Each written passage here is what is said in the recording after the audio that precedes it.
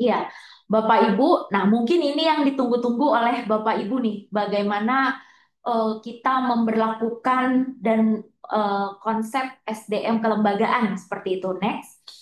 Jadi ada beberapa kewenangan Bapak Ibu kalau seandainya nanti Bapak Ibu melakukan audit terhadap PA, KPA-nya, PPK-nya, Pokja pemilihannya gitu ya, tugas-tugasnya. Nah, perlu dicermati bahwa memang ada penambahan kewenangan dan ketentuan. Jadi kewenangan untuk PA itu bertambah Bapak Ibu. Nah, tadi kembali lagi ke latar belakang bahwa memang salah satu poin utamanya terbitnya Perpres ini adalah untuk mendukung program prioritas pemerintah. Nah, mungkin Bapak Ibu pernah mendengar gitu ya, program prioritas pemerintah pembangunan sekolah rakyat, sekolah Garuda, makan bergizi gratis gitu ya. Dan semuanya itu dilakukan dengan eh, sebagian besar dilakukan dengan proses penunjukan langsung. Proses penunjukan langsung ini diperbolehkan Bapak Ibu sepanjang penetapan penunjukan langsung yang berdasarkan arahan Presiden itu ditetapkan oleh Menteri. Itu yang pertama. Yang kedua, pemberian diskresi. Nah, dulu pemberian diskresi ada, tapi hanya di batang tubuh per lem. Kali ini supaya PA lebih fokus gitu ya, lebih firm ketika memberikan diskresi, baik itu terhadap penyesuaian prosedur tata cara tahapan ataupun mengatasi kekosongan hukum. Nah, itu kami berikan ruang kepada PA untuk memberikan diskresi di mana di pasal 9 ayat 1 itu dinyatakan bahwa PA dapat memberikan diskresi sesuai dengan kebutuhannya. Nah, ini menjadi tambahan kewenangan PA yang dituangkan dalam Perpres 46. Kemudian ketentuan KPA. Nah, ini mungkin Bapak Ibu yang memiliki KPA gitu ya di daerah atau di kementerian lembaga, tolong diingatkan Bapak Ibu bahwa KPA yang melaksanakan tugas PPK itu nantinya wajib memiliki pengetahuan tentang pengadaan barang jasa serta PPK. Jadi dia paham konteks pekerjaan yang dilaksanakannya itu seperti apa sih gitu ya. Kemudian tugas PPK juga nambah. Kalau dulu gitu ya hanya PPK tidak terstate dengan jelas dia harus melakukan pemaketan.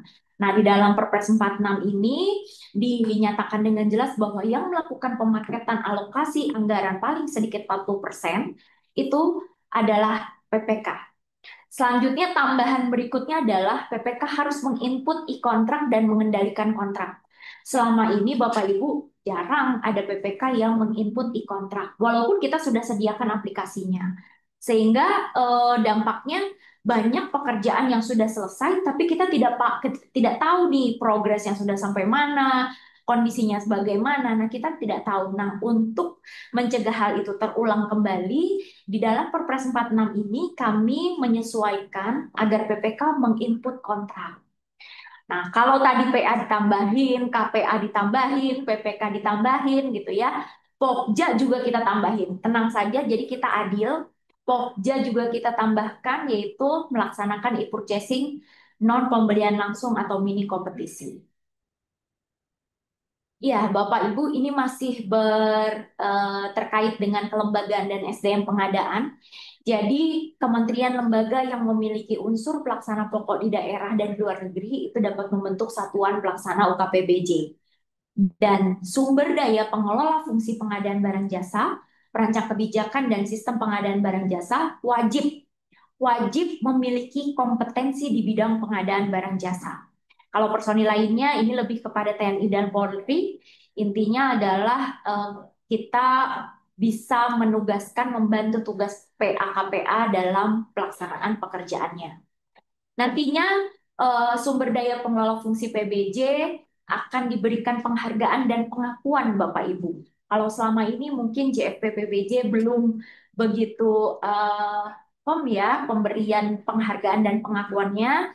Insya Allah di Perlem yang 46 2025 ini pemberian penghargaan dan pengakuannya itu akan lebih jelas sehingga bisa membuat nyaman para pelaku pengadaan dalam bekerja. dan Bapak Ibu sebagai APIP juga bisa memberikan masukan seperti itu ya, bagaimana kita melakukan konsep pemberian dan penghargaan untuk SDM PBJ ini. Next. Ya, Bapak Ibu mungkin ini sekilas beberapa poin penting gitu ya yang ada di dalam pasal 74A.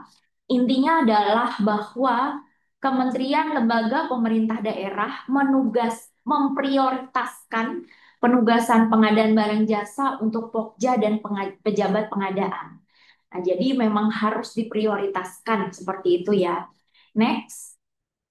Nah, ketika misalnya belum terpenuhi semuanya, lalu seperti apa? Nah, ini ada beberapa konsep di pasal 74B. Jika jumlah pengelola PBJ-nya belum mencukupi, maka untuk Pokja dia harus minimal satu, dia harus kalau nggak ada berarti ASN yang memiliki sertifikat kompetensi dapat ditunjuk sebagai Pokja seperti itu. Nah, untuk memenuhi kekurangan atau keterbatasan jumlah pengelola JFP-PBJ ini, setiap kementerian lembaga diwajibkan untuk menyusun rencana aksi, Bapak Ibu. Dan rencana aksi ini nantinya akan dituangkan dalam peraturan SDM dan kelembagaan LKPP yang dalam waktu dekat akan ada serap aspirasinya. Bapak Ibu mungkin bisa mengikuti konsepnya seperti apa nanti pada saat serap aspirasi itu dan memberikan masukan agar konsep dari kelembagaan dan SDM pengadaan ini menjadi lebih baik gitu ya Bapak Ibu. Next. Nah, ketika sudah berlakunya Perpres 46 2025 pasal 74 dan 74B ini, maka Perpres 16 tahun 2018 pasal 88-nya sudah dianggap tidak berlaku lagi Bapak Ibu. Jadi kalau dulu kan harus tuh PPK, Pokja pengadaan, pejabat Pokja pemilihan harus bersertifikasi paling lambat 31 Desember 2023. Nah, begitu ini terbit, ikuti ketentuan di Perpres 46. Kondisi ini sudah tidak berlaku lagi dan sudah kami nyatakan expired, jadi tidak berlaku lagi Bapak Ibu. Silahkan nantinya mengikuti ketentuan di Perpres 46 2025. Next. Ya, kemudian yang berikutnya adalah terkait metode, cara, dan persiapan pengadaan. Nah, ada apa aja sih di sini? Nah, itu mungkin Bapak Ibu bisa eh, lihat ya, Bapak Ibu kita cermati. Silakan next. Ya, Bapak Ibu kalau di swaklola tipe 2 dulu itu kita dibutuhkan adanya perjanjian kerjasama antara pimpinan tinggi suatu instansi dan pimpinan tinggi suatu instansi lainnya. Nah, seiring berjalannya waktu Bapak Ibu, ternyata proses ini mengalami kendala. Banyaknya proses atau prosedur atau tata laksana gitu ya yang mengakibatkan pengurusan dari kesepakatan kerjasama ini menjadi lebih lama dibanding dengan proses pengadaannya sendiri. Oleh karena itu, ke depannya di Perpres 46 ini kami mengusulkan bahwa proses kesepakatan kerjasama yang dimana memerlukan MOU ini sudah tidak bersifat wajib lagi. Jadi silahkan saja Bapak Ibu, ketika misalnya Bapak Ibu nanti ya, seandainya Bapak Ibu ditugaskan untuk mengaudit, memeriksa, melakukan probity untuk swaklola, di tipe kedua, setelah berlakunya Perpres 46 2025 ini, Bapak Ibu mungkin akan menemukan dia tidak menggunakan perjanjian kesepakatan kerjasama. Nah, itu tidak apa-apa Bapak Ibu karena memang kami memotong gitu ya, memotong proses agar pelaksanaan pengadaan barang jasa ini menjadi lebih cepat gitu ya, lebih tercapai targetnya dengan sesuai. Bayangkan Bapak Ibu, hal yang pernah kami lakukan ketika kami melakukan kerjasama dengan universitas negeri gitu ya, proses pembuatan kesepakatan kerjasamanya itu memakan waktu 5 bulan. Padahal pekerjaannya itu hanya 3 bulan.